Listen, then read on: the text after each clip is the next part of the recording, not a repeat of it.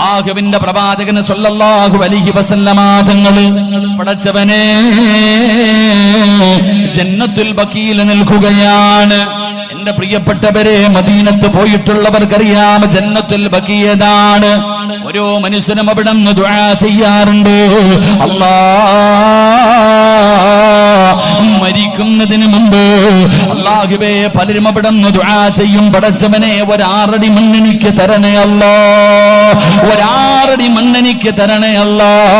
ജന്നത്തുൽ ബഖീൽ 6 മണ്ണിന് വേണ്ടി ദുആ ചെയ്യുന്ന ഒരുപാട് പേരുണ്ട്. കാരണം എന്തെന്നറിയുമോ? ആ മണ്ണിന്റെ മഹത്വം എന്തെന്നറിയുമോ? അവിടെയാണ് അല്ലാഹുവിന്റെ പ്രവാചകന്റെ പ്രിയപ്പെട്ട പൊന്നുമകള് മഹ്ദി ഫാത്തിമ ബീവി റളിയല്ലാഹു തആല അൻഹ കിടക്കുന്നത്. അവിടെയാണ് പ്രവാചകന്റെ മക്കള് കിടക്കുന്നത്. അവിടെയാണ് പ്രവാചകന്റെ ഭാര്യമാര് കിടക്കുന്നത്.